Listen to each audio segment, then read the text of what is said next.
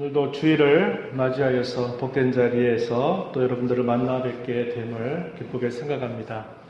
오늘도 주님 앞에 나오신 여러분들에게 주의 크신 은혜가 함께 하기를 축복합니다. 오늘 우리가 읽은 시편 27편 이 말씀을 바탕으로 여호와께 바라는 한 가지 일을 이런 제목으로 함께 말씀을 나누겠습니다. 여러분들에게 만약에 누군가 나타나서 소원이 무엇입니까? 라고 묻는다면 어떤 것을 대답을 하실까요?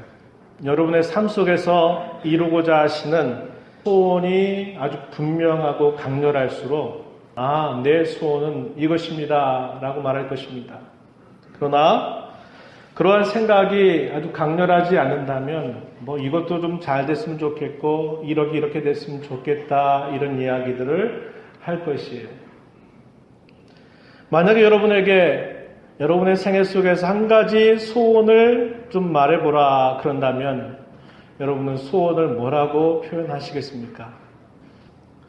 우리가 2018년 새로운 한 해를 시작한 지 이제 3주째가 지나가고 있습니다. 아직도 우리에게는 새로운 시작이고 또 새로운 한 해를 달려가게 되는데 오늘 우리가 이 말씀을 살펴보면서 하나님께서 정말 기뻐하시는 소원이 뭘까? 2018년도를 달려가면서 내가 정말 품어야 될 소원이 무엇일까? 그것을 다시 한번 점검하고 세워갈 수 있는 기회가 되었으면 좋겠습니다. 오늘 우리가 읽은 이 시편 27편의 내용은 그 내용들을 생각해 볼 때 이것을 뭐라고 분류하냐면 신뢰시 혹은 확신시라고 말합니다. 오늘 본문의 말씀을 먼저 좀 살펴보면서 몇 가지 우리가 좀 교훈들을 먼저 생각하고 이 말씀들을 우리의 삶 속에 어떻게 적용할까 하는 이야기들을 함께 나누고 가겠습니다. 오늘 본문에서 다윗은 하나님을 향해서 하나님을 어떻게 표현하고 있습니까? 오늘 본문 1절 말씀에 보시면은 이렇게 그는 하나님을 향하여 고백합니다. 여호와는 나의 빛이요 나의 구원이시니 여호와는 내 생명의 능력이시니 이렇게 표현했습니다. 나의 빛 할 때 이 빛이라고 하는 말 이것은 어둠과 반대되는 뜻을 가지고 있는 것이죠. 어둠과 반대되는 것이고 환난과 시련으로 인해서 죄와 허물에 빠질 수 있는 그런 상황 속에서 벗어난 그런 이미지를 두고 다윗은 빛이다 라고 하는 말을 표현하였습니다. 구원이라고 하는 말은 무엇일까요? 환난과 시련을 통해서 어려움 가운데 빠졌을 때 하나님께서 그를 건져 주신다라는 것을 구원이라고 하는 말로 표현한 것입니다. 여기 내 삶의 능력이라고 표현한 이 말은 다른 말로 표현했을 때 내 삶의 요새, 내 삶의 산성 이렇게 표현되는 말입니다. 이 말은 내 인생 속에서 하나님이야말로 나의 든든한 안전처, 나의 든든한 피난처가 되신다라는 것을 이런 표현을 통해서 고백하고 있는 내용이 되고 있습니다. 그가 이렇게 하나님을 고백하는 이유가 무엇일까요? 그것은 하나님이 누구이신가를 경험한 것이고 하나님께서 구원하시는 사실을 그가 경험했기 때문에 하나님을 향해서 여호와는 나의 빛, 여호와는 나의 구원, 여호와는 내 생명의 능력 혹은 내 삶의 요새라고 이렇게 표현해주고 있는 것입니다. 먼저 다윗은 문제의 상황을 만났습니다. 그 문제의 상황이 무엇이었을까요? 많은 대적자들로부터 큰 어려움을 맞았다는 것입니다. 이 대적자들에 대한 표현들을 우리가 본문 속에서 발견해 볼 수 있는데요. 2절 말씀에 가서 보세요. 2절 말씀에 보면 악인들이다 이렇게 표현했습니다. 악인들이 내 살을 먹으려고 내게로 왔다 이렇게 표현했고 또 나의 대적들, 나의 원수들인 그들 이렇게 표현해서 악인들, 대적들, 원수들 이렇게 표현하고 있습니다. 3절에 가서 보면 또 뭐라고 표현하나요? 군대가 나를 대적하여 진친다 이렇게 표현했습니다. 계속 이어서 보면 뭐라고 말하냐면 전쟁이 일어나 나를 치려 할지라도 이렇게 표현했죠. 그래서 다윗이 표현하고 있는 이 표현들을 하나하나 보면 그 의미가 점차적으로 강화되고 있습니다. 그 범위가 커지고 있다는 것을 우리가 볼 수 있죠. 악인들, 나의 원수들, 대적들이라고 하는 말에서 군대라는 말로 또 거기서부터 더 나아가서 전쟁이라고 하는 말을 통해서 그가 처해져 있는 문제가 무엇인가, 이러한 일들 속에서 자기가 생명의 위협을 받고 있다라고 하는 것을 이것을 통하여서 보여주고 있는 것입니다. 이것은 그에게 어떤 것을 가져다 줄까요? 두려움을 그에게 가져다 주는 것입니다. 그의 마음속에 불안한 마음을 일으켜 세우는 것이죠. 두려움과 불안을 부추기는 그런 상황들이 생겨난 것입니다. 만약에 지금 내가 이 원수의 손에 잡히기만 한다면 그들은 내 살을 먹을 것이다, 나를 죽일 것이다 라고 말하는 것이죠. 만약에 더 큰 군대가 나를 칠지라도 또 전쟁이 일어나서 나를 친다면 나뿐만 아니라 나의 모든 군사들이 다 함께 죽음을 당한다라는 것을 이걸 통해서 말하기 때문에 이런 두려움과 불안은 그냥 우리가 일상적으로 느낄 수 있는 두려움이나 불안의 정도가 아니라 생과 사를 나누는 아주 중요한 그리고 아주 심각한 그런 상태에 있음을 이렇게 말해주고 있는 것입니다. 사실 환난이라든지 시련이나 어려움 그 자체로서는 이렇게 우리에게 두려움을 가져다 주고 불안을 가져다 주지만 그것들이 우리에게 마침내 가져다 주는 그 유익을 생각한다면 환난이나 시련이나 어려움들도 우리에게는 필요한 것이고 결과적인 우리에게 좋은 것을 갖다 준다는 것, 우리는 이것을 배울 수 있는 것입니다.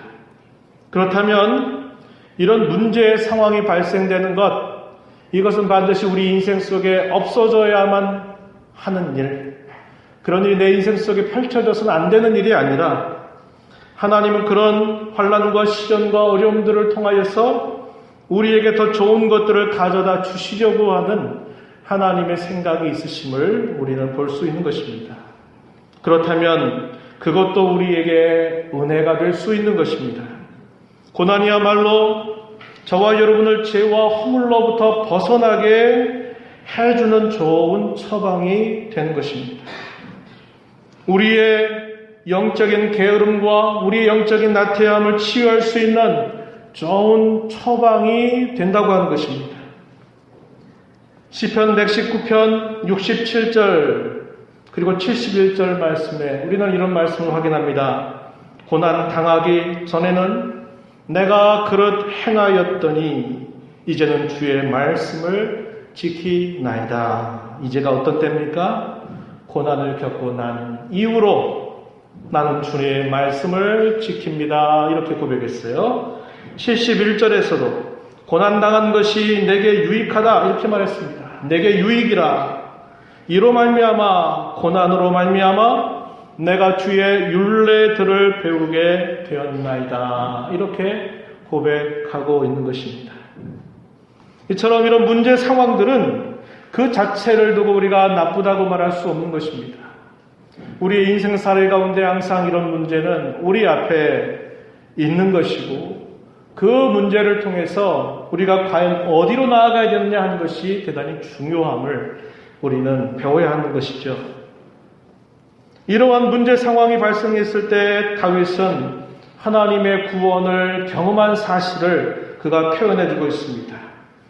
본문 2절과 3절 그리고 5절 말씀을 보면 2절의 말씀은 과거에 있었던 경험을 표현하는 말이고요.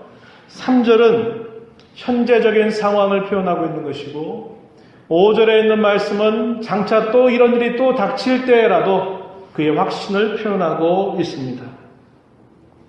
다윗이 이렇게 하나님을 향해서 나의 빛이시요 나의 구원이시요 내 생명의 능력이라고 고백할 수 있는 이유는 한마디로 이야기하자면 하나님이 누구이신지를 경험한 것 때문에 그러합니다.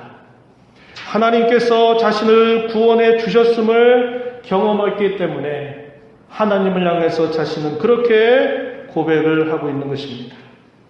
다윗은 하나님의 도우심으로 위기를 벗어나서 어느 누구도 두려워하지 않으며 어느 누구도 무서워하지 않는다 이렇게 고백하고 있습니다. 1절에 가서 보시면 내가 누구를 두려워하리요 내가 누구를 무서워하리요 이게 무슨 말입니까? 나는 그 어느 누구도 두려워하지 않는다. 나는 그 어느 누구도 무서워하지 않는다라고 이렇게 고백하고 있는 내용입니다. 원수들은 다윗을 죽이려고 찾아왔지만 오히려 그들은 실족해서 넘어졌고 반대로 자신은 구원을 받았던 사실을 고백하고 있습니다. 2절 말씀해 보세요. 악인들이 내 살을 먹으려고 내게로 왔으나 나의 대적들 나의 원수들인 그들은 실족하여 넘어졌도다. 과거에 있었던 일들을 말하는 것입니다. 우리가 누차 이야기하지만 다윗이 10년 넘는 세월 동안 도피와 방랑의 삶을 살았고 그가 온 이스라엘 다스리는 왕이 되어서도 뜻밖의 그의 사랑하는 아들을 통해서 반역됨으로 말미암아 그가 예루살렘을 떠나서 도피의 생활을 했던 때를 우리는 잘 기억하고 있는 것입니다. 그래서 다윗은 이 시편 속에서 자신의 지나왔던 그런 많은 경험들 속에서 원수들이 자기를 해하려고 그토록 달려오고 했지만 그러나 그 원수들은 스스로 그들은 실족해서 넘어졌고 오히려 반대로 자신은 하나님께로부터 건짐을 받아서 구원을 경험했다라고 하는 사실을 이렇게 표현하고 있는 것입니다. 3절 말씀에서도 그는 이렇게 표현하고 있는 것입니다. 군대가 나를 대적하여 진칠지라도 내 마음이 두렵지 아니하며 전쟁이 일어나 나를 치료할지라도 나는 여전히 태연하리로다. 무슨 말입니까? 나는 평안하다는 겁니다. 나는 두려워하지 않는다는 것입니다. 군대가 그리고 더 크게 전쟁이 일어난다 하더라도 나는 두려워하지 아니할 것이고 나는 불안에 떨지 아니할 것이고 하나님은 나를 지켜주시고 나를 건져주신다고 하는 사실을 그는 이렇게 고백하고 있습니다. 그래서 그는 환난을 당할 때마다 하나님께서 자신을 그의 초막 속에 비밀히 지키시고 그의 장막 은밀한 곳에 숨겨 주실 뿐만 아니라 높은 바위 위에 두실 것을 확신하고 있습니다. 5절 말씀해 보세요. 여호와께서 환난 날에 나를 그의 초막 속에 비밀히 지키시고 이 비밀히 지킨다 이 말은 안전하게 지킨다라는 뜻입니다. 그의 장막 은밀한 곳에 나를 숨기시고 높은 바위 위에 두시리로다 이렇게 말합니다. 높은 바위에 두신다 이 말은 전쟁의 위협으로부터 그 위협이 미치지 않는 곳으로 높이 그를 두신다. 안전하게 해두신다. 그를 보호하신다 하는 것을 표현하는 비유적인 표현이 되고 있는 것입니다. 과거에 하나님이 자신을 건져주셨던 그 구원의 경험 그리고 여전히 그 일들이 끝나지 않고 끊임없는 자기를 해하려고 하는 대적들이 있음에도 불구하고 그는 안정하고 내 마음은 평안하다. 나는 두려워하지 않는다. 이렇게 말하고 앞으로 내 삶 속에 또 이런 일이 있을지라도 하나님께서 나를 안전하게 지켜주실 것이고 나를 숨겨주실 것이고 높은 바위 위에 나를 두실 것이다 라는 것을 그는 확신하면서 이것을 표현해 주고 있는 것입니다. 이러한 구원에 경험되는 그런 사건들 때문에 그는 하나님을 향하여서 그렇게 고백할 수 있었던 것입니다. 다윗은 이런 하나님의 구원 경험을 통해서 좀 더 본질적이고 좀 더 중요한 사실을 발견하게 되는데요. 그것이 무엇일까요? 그것이 마침내 그의 한 가지 소원이 되는 것입니다. 오늘 본문 우리가 읽었던 4절 말씀에 보니까 내가 여호와께 바라는 한 가지 일 그것을 구하리니 곧 내가 내 평생에 여호와의 집에 살면서 여호와의 아름다움을 바라보며 그의 성전에서 사모하는 그것이다. 이렇게 고백하였습니다. 처음엔 어땠을까요? 대적자들이 잡으려고 사울과 그의 군사들이 다윗을 쫓아왔을 때 다윗은 하나님, 제가 정말 위급한 상황인데 하나님 이 상황 속에서 나를 지켜주십시오. 나를 보호해 주십시오. 그의 기도는 대단히 현실적이고 대단히 구체적인 기도였던 것입니다. 왜요? 그 순간에 발각이 되기라도 한다면, 그 순간에 내가 조그만 실수를 통해서 내가 그에게 붙잡히기만 한다면 나는 죽을 것이다 라고 하는 위기감이 있었기 때문에 그러합니다. 그런데 계속적인 그런 위기 속에서 하나님이 자신을 건져주는 사실들이 하나하나 그의 경험 속에 축적이 되면서 아하, 중요한 것이 무엇인가를 그가 발견하게 되는 거예요. 처음에는 그런 위기 상황, 구체적인 상황 속에서 하나님이 자신을 건져달라고 기도하는 것이 너무나 자연스럽게 나왔던 것이에요. 그런데 끊임없이 반복되는 그런 구원의 경험 사건들을 보면서 야, 이게 정말 더 중요한 것이구나 하는 것을 그가 깨달아가기 시작하는 겁니다. 그게 뭘까요? 가장 중요한 핵심을 붙잡는 것입니다. 몇 번 그런 말씀을 드렸지만은 고기잡이 배가 그물을 가지고 쭉 끌고 가면서 고기를 잡을 때 그물의 끝자락을 만약에 배에다가 묶어서 그 끝자락을 끌고 간다고 한번 생각해 보세요. 그 그물 속에 고기가 많이 잡힐 수가 없는 겁니다. 그런데 그물 가운데서 전체를 다 끌고 들어오는 그 부분을 딱 묶어서 배가 그 부분을 끌어당긴다면 그물 전체가 그것 하나에 의해서 다 끌려오고 그 끌려오는 그물 안에 물고기들이 잡히게 되는 것입니다. 다윗은 그걸 깨닫는 거예요. 그게 가장 중요한 게 뭘까? 내가 여호와께 바라는 한 가지가 있는데 그건 내 간절한 소원이다 라고 이렇게 말하는 겁니다. 그것이 바로 우리가 읽은 4절 말씀에 표현되는데 그 내용을 보면 몇 가지로 정리가 된다는 겁니다. 첫 번째는 뭐냐면 내가 내 평생에 여호와의 집에 살기를 원한다 라고 하는 말이고, 두 번째는 여호와의 아름다움을 바라보기를 원한다고 하는 것이고, 세 번째는 그의 성전에서 사모하는 것이다. 뭘 사모할까요? 그분을 사모한다 이 말입니다. 그 말이 빠졌어요. 여호와 하나님을 사모한다 그 말이 빠졌어요. 그 말입니다. 이 세 가지를 그가 그의 가장 중요한 소원으로 그가 고백하고 있는 것입니다. 그가 이렇게 하는 이 소원을 통해서 그가 하나님 앞에 행하고 싶은 것이 뭘까? 그 말씀은 6절에 표현되어 있습니다. 6절에 보니까 뭐라고 표현되느냐?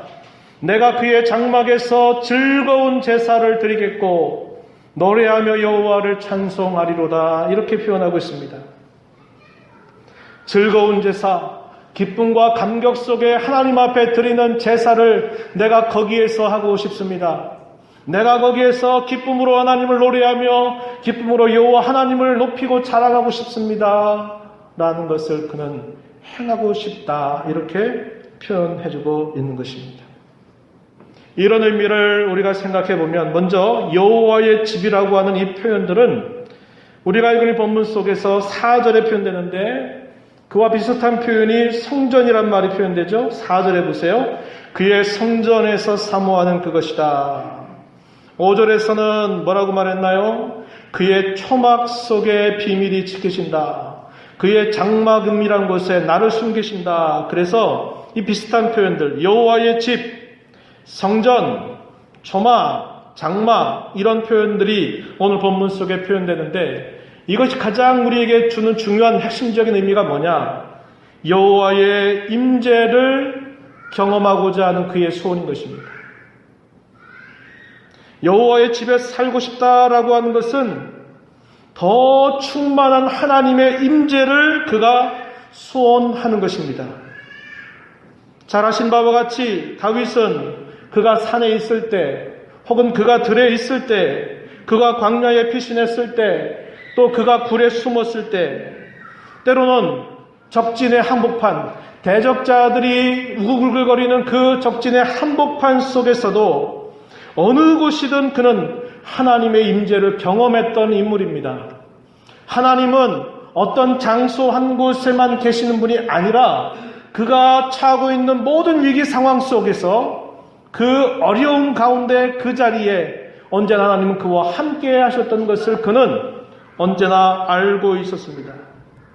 하나님의 임재는 어떤 한 곳에 제한되는 것이 아니고 하나님은 내가 부르는 그 자리가 지옥과 같은 자리고 가장 환난이 있는 자리고 가장 힘겨운 자리고 아무도 도울 수 없는 그런 자리일지라도 내가 그 자리에서 하나님을 부른다면 하나님 그곳에 임재하셔서 나를 건져주셨다고 하는 사실을 그는 무수하게 경험을 하였었습니다. 그러나 그가 여기서 내가 여호와의 집에 내가 살기를 원한다. 그의 장막 속에 내가 있기를 원한다. 내가 그의 초막 속에 내가 있기를 원한다라고 말할 때는 뭘 말할까요? 더 하나님의 충만한 임재를 그가 소원하고 있다는 것입니다. 하나님이 함께 하시는 그 충만한 임재를 그가 더 소망하면서 내 평생의 소원 한 가지는 내가 더욱더 하나님과 충만한 하나님의 임재를 경험하면서 하나님 안에 살고 싶은 것입니다. 라고 그는 이렇게 표현하고 있는 것이에요. 어느 곳이든 하나님이 거하시지 않는 곳은 없는 것입니다. 우리의 가정에서 하나님을 부르면 하나님은 그곳에서 우리를 만나 주시는 것이고, 내가 일하는 사업장에서 내가 하나님 앞에 기도하고 그분의 도움을 구하면 하나님 그곳에 임재하셔서 우리를 도와주시는 겁니다. 내가 병상에 있을 때 하나님이 그 병상에 대해서 하나님을 향해서 우리가 도움을 구할 때 하나님은 그 병상에 임재하셔서 우리를 여전히 돌봐주시는 분입니다. 그러함에도 불구하고 하나님과 충만한 임재를 경험하고 하나님과 충만한 교제를 기뻐하는 그 다윗의 소원은 그런 정도가 아니라 내 삶의 전체가 하나님의 충만한 임재 가운데 채워주기를 원하는 그의 소원이 이렇게 표현되고 있다라고 하는 사실입니다. 여호와의 아름다움을 그는 바라본다 이렇게 표현했습니다. 여기 아름다움이라고 하는 이 말을 다르게 번역이 가능한데요. 어떤 경우는 이것을 은혜라고 하는 말로도 번역할 수 있습니다. 여호와의 은혜. 또 다른 번역으로는 기쁨이라고 하는 말로도 번역이 됩니다. 여호와의 기쁨을 바라본다 이렇게 말했습니다.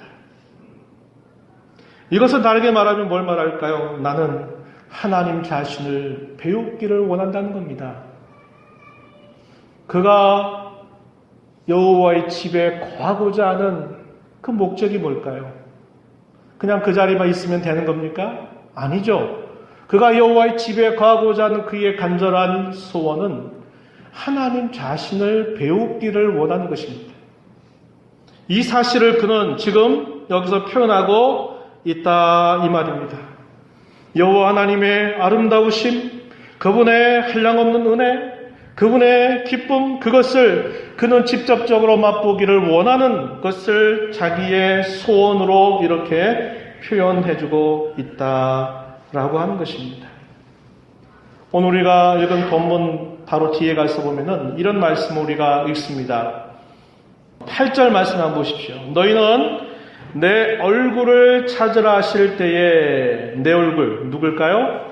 하나님의 얼굴입니다. 하나님의 얼굴을 찾으라 말씀하실 때 내가 마음으로 주께 말하되 여호와여 내가 주의 얼굴을 찾으리라 하였나이다. 이게 핵심이라는 겁니다. 하나님을 만나는 것, 하나님을 배우는 것, 그것이 핵심이라는 거예요. 저와 여러분이 오늘 복된 주일을 맞이하여서 지금 이곳에 함께 있습니다. 이곳에서 우리가 뭐하고 있나요? 예배하고 있습니다. 예배 가운데 찬송이 있고 기도가 있고 말씀이 있고 여러 가지의 그런 예배를 구성하는 요소들이 있어요. 그런데 어떤 분들은 이렇게 합니다. 오늘 주일이니까 그래, 예배당에 가서 예배해야지. 기도합시다 하니까 머리 숙여서 기도하고, 또 우리 찬송 드립시다 그러니까 찬송을 하는 겁니다. 설교 시간이 되니까 말씀을 들어요. 그런데 그냥 그것은 주어진 순서일 뿐이에요. 주어진 예배의 의식일 뿐이에요. 주일이 되니까 예배당에 나오게 해서 예배는 하는데 그것으로 끝나는 경우들이 너무 많은 겁니다. 다윗이 표현하고 있는 이 소원의 이야기를 한번 우리한테 적용시키면 무슨 말일까요? 기도를 통해서 누구를 만나요? 하나님을 배우는 겁니다. 찬송을 통해서 누구를 만나는 겁니까? 하나님을 만나는 거예요. 설교 말씀을 들으면서 딴 생각하는 게 아니라 누구를 만나요? 설교 시간이니까 그저 졸지 말고 들어야 되겠다, 이게 아니라 그 말씀 속에서 함께 임재하시는 그 하나님이 어떠한 분이신가를 내가 배우기를 원하는 겁니다. 이게 빠져버리면 그건 예배가 아니에요. 구약의 이스라엘 역사의 후기에서 끊임없이 실수하고 있는 게 뭡니까? 그들이 번제를 드리고 좋은 짐승들을 가지고 와서 값비싼 것으로 하나님 앞에 제사 드리고 번제 다 드려요. 그런데 뭐가 없어요?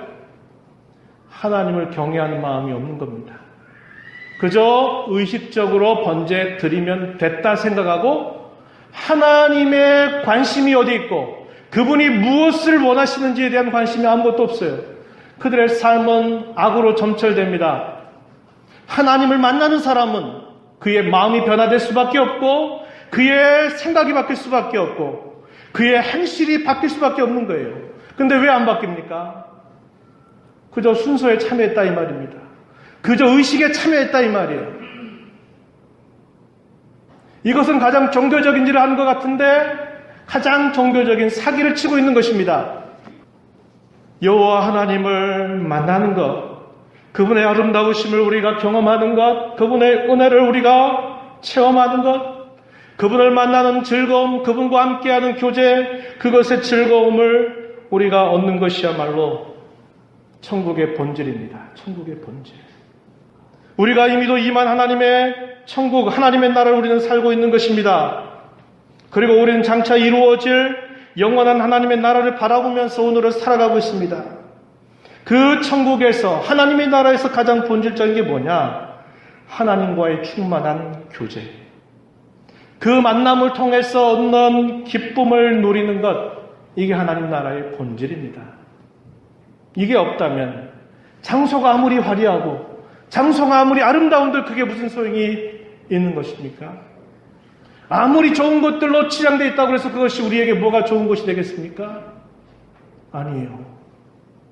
하나님을 만나고 그분과 교제하는 것이야말로 천국에 있을 가장 중요한 본질이 되는 것이 우리는 잊어서는 안 되는 것입니다.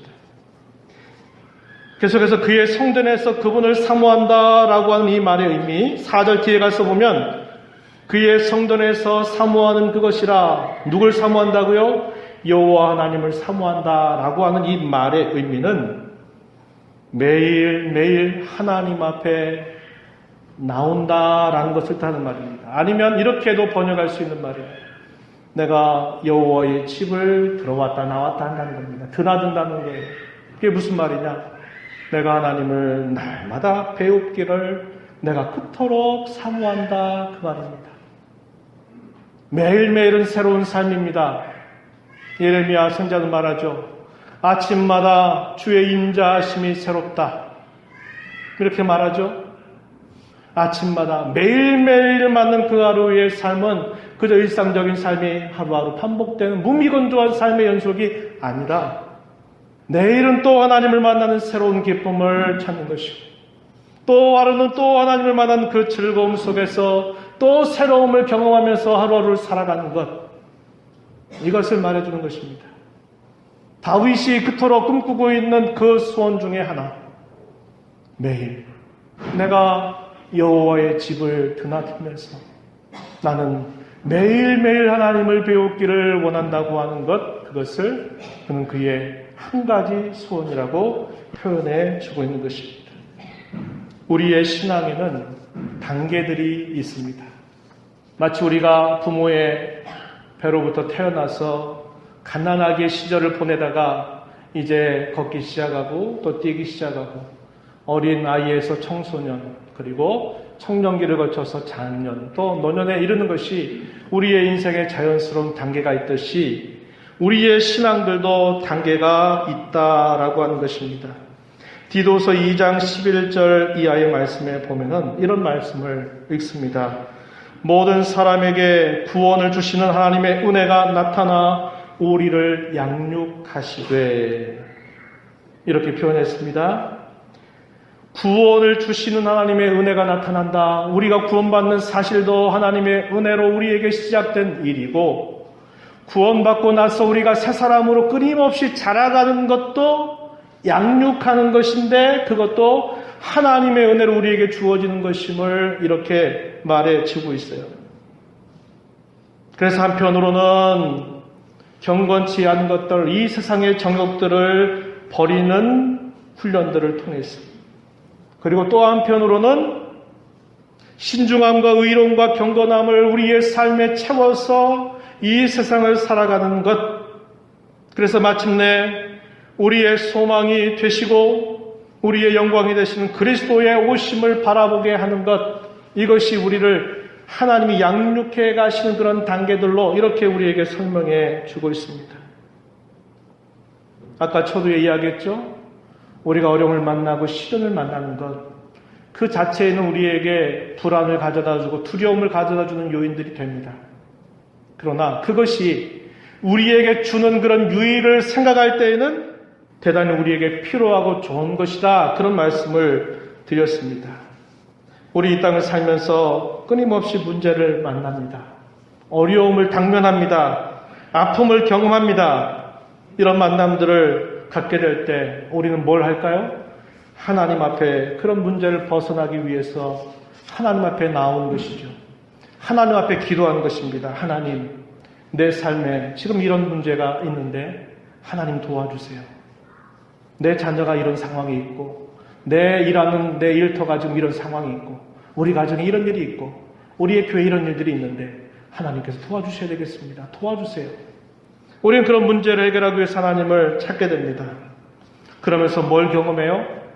그 문제가 해결되는 것을 경험하는 거죠. 이걸 두고 다르게 뭐라고 말하냐면 하나님께서 건져주셨다. 위기에서 벗어나게 해주셨다는 것을 우리는 경험하게 됩니다. 이걸 다르게 말하면 구원이라는 거예요. 구원. 하나님 우리를 건져주시는 것을 경험하는 것입니다. 그런데 우리의 신앙이 항상 이런 단계에만 계속 오락가락하면 안 돼요. 문제가 또 생기니까 하나님 문제 해결되도록 하나님 도와주세요 해가지고 또 기도해서 하나님이 그 문제로부터 벗어나게 해주다가 그러면 또 거기에 그 상태로 머물러 있다가 또 어느 날 갑자기 예상하지 못했던 어려움을 또 만나면 그 어려움 때문에 또 하나님 찾고 평생 동안 우리가 이렇게 신앙생활하면 안 된다 이 말입니다. 우리는 이런 끊임없는 경험을 통해서 더 깊은 단계, 더 성숙한 단계로 우리의 신앙이 나아가야 돼요. 그게 뭡니까? 하나님의 더 충만한 임재를 우리가 소망하는 것이고 그 하나님과의 만남을 통해서 얻는 교제의 참된 즐거움을 우리가 그걸 통해서 얻어야 된다는 것입니다. 이런 사람은 절대로 흔들리지 않습니다. 요동하지 않는다는 거예요. 우리의 신앙의 단계는 그렇게 나아가야 되는 겁니다. 우리의 신앙은 문제 만나면 문제 해결하기 위해서 하나님께 매달렸다가 문제 해결되면 이제 끝났다. 그래서 다시 원점으로 돌아가고 이걸 수십 년 계속 반복하면서 가는 신앙생활이 되면 안 돼요. 문제 해결의 신앙이 아니라 하나님 자신을 배우는 신앙, 하나님을 만나는 생활, 그것으로 우리의 신앙이 나아가야만 된다라고 하는 것입니다. 여러분의 신앙의 단계는 지금 어디에 있다고 생각이 되십니까? 하나님이 여러분에게 구원하신 은혜를 베푸신 때는 언제였습니까? 그 이후로 여러분들은 몇 년의 세월이 흐르도록 오늘까지 하나님을 섬겨오셨습니까? 그런데 여전히 내 신앙은 늘 그 안에 순원하고 있는 것은 아닌가? 우리는 오늘 이 말씀 앞에 돌아보아야 합니다. 다윗은 그저 이 환난의 상황에서 모면하는 것이 처음에는 기도의 제목이었어요. 그런데 그가 끊임없이 하나님이 건져주시는 이 사건들을 경험하고 나니까 내가 구할 것이 이게 아니로구나. 나는 하나님을 만나보고 싶고 하나님을 배우는 그 기쁨과 즐거움을 누리는 것을 소망하게 되는 것이죠. 내 평생에 가장 중요한 손 한 가지를 말한다면 나는 여호와의 집에 살면서 여호와의 아름다움을 내가 바라보면서 그의 성전에서 그분을 섬기는 것. 매일매일 하루하루 주어질 때마다 오늘도 하나님 앞에 나아가서 그분을 만나기를 원하고 그분의 뜻에 내 뜻을 맞추고 그분이 원하는 삶을 살아가려고 하는 그런 소원을 가지고 살아가는 것. 이것이 저와 여러분 모두의 소원이 되어야 한다라고 하는 것입니다. 여러분 오늘 저와 여러분 이 자리에 초대받은 것입니다. 주일날 오전 11시 이곳에 이 자리에서 여러분들 하나님 만나기를 원하시는 거예요. 공예배 하나님 앞에 이 자리를 통해서 여러분들을 하나님 만나시기를 원해요. 그런데 우리의 마음은 그저 오늘도 예배에 참여했다. 기도하라고 그러니까 기도했다. 설교 시간이니까 졸지 말고 들어야 되겠다. 이런 정도 생각하고 끝나고 나서 오늘 나 예배했어 이렇게 생각하면 안 된다 이 말입니다. 예배 여러분들이 왜 이 자리에 있습니까? 하나님이 여러분들에게 약속하셨어요. 내가 너희들 가운데 함께 하겠다고 약속해서 이 자리에 하나님께서 임재해 계시는데 여러분이 예배를 마치고 돌아가면서도 하나님이 누구신지 마음속에 생각도 없고 그려지는 것도 없고 그저 오늘 그래도 예배는 참여했으니까 주일은 어느 정도 지켰다 이렇게 안심하고 돌아갈 것입니까? 공예배만으로도 우리가 만족할 수 없어요. 공예배가 여러분의 한 주간의 삶을 여러분에 책임져 줄까요? 여러분이 한 번 받은 말씀 가지고 일주일 동안 하나님 사람답게 살 수 있습니까? 그렇게 살 수 있어요? 못 살아요. 우리가 하나님과 가까이하고 하나님 만나는 삶은 공적인 이런 예배를 통해서 약속하신 대로 내가 너희와 함께 하겠다는 시간을 소중하게 여기고 함께 해야 되지만 이것만으로 안 된다는 거예요. 뭐 해야 될까요? 매일매일 하나님을 찾아야 돼요. 여러분들이 매일매일 하나님을 구해야 됩니다. 그분의 얼굴을 구해야 돼요. 이것 없이 수십 년 신앙생활 하는데 그저 예배하는 자리만 참여하고 수십 년 다녔다. 신앙은 늘 제자리 첫 바퀴 돌듯 그거밖에 없는 것입니다. 매일매일 여러분이 하나님 만나기를 소원하십시오. 어떻게 해요? 그분의 말씀. 그분과 기도하는 일을 통해서 그분을 만나는 것을 일로 여기지 마세요. 일로. 여러분 밥 먹는 거, 숨 쉬는 거 여러분 이거 일로 여기시나요? 오늘도 밥 먹는 일, 지겨운 일을 또 해야 되나? 하기 싫다고 여러분 안 하실 겁니까? 밥 먹는 건 일이 아니에요. 우리의 신앙에서 하나님의 말씀을 우리가 일 때 그저 말씀 읽고 끝나는 게 아니라 그 말씀 속에서 하나님이 어떤 마음으로 하시는가를 우리가 기울이고 묵상하고 생각하는 것은 일이 되면 안 돼요. 일이 되면 안 돼요. 우리의 양식 매일 먹어야 돼요. 기도하는 거 호흡이라고 이야기합니다. 호흡하는 거 이야기했어요. 어떤 기도일까요? 오늘 찬양대에서 드렸던 것처럼 주께서 너희는 이렇게 기도해라. 뭘 구하라는 겁니까? 하나님의 이름이 거룩히 여기심을 받으시도록 하나님의 나라가 임하시도록 하나님의 뜻이 이루어지도록 그렇게 기도해라. 이러한 삶을 여러분 일로 여기지 말고 내가 마치 음식을 먹고 숨을 쉬는 것처럼 내 일상 속에서 이것은 거듭되어야만 되는 사실이지 그저 예배 시간 나와서 예배했으니까 된다 이런 정도로 여러분들이 생각하면 여러분의 신앙은 절대로 자라가지 못해요. 원수마귀가 건드는 대로 다 쓰러지고 넘어집니다. 그런 신앙생활 말고 여러분이 다윗이 하나님 앞에 받던 이 진정한 소원을 가슴에 품고 이 소원 따라서 하나님을 만나는 일, 하나님과의 만남을 통해서 누리는 그 기쁨과 즐거움을 여러분의 삶 속에 가득 채워가게 되기를 축복합니다. 하나님 아버지 감사합니다. 이 시간도 주의 말씀을 통하여 저희들에게 주시는 교훈의 귀를 기울이게 하시니 감사합니다.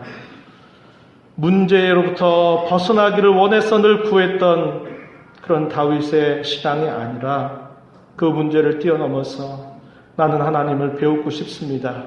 나는 하나님의 얼굴을 구합니다. 하나님의 아름다우심을 나는 뵙기를 원합니다. 하나님과 만나는 기쁨을 나는 누리기를 원합니다. 그것이 나의 평생의 한 가지 소원이요, 한 가지 이름을 고백했던 바와 같이 저희들이 그러한 진정한 소원을 가지고 하나님을 섬겨한 모든 성도되게 주옵소서. 귀하신 예수님 이름으로 기도합니다. 아멘.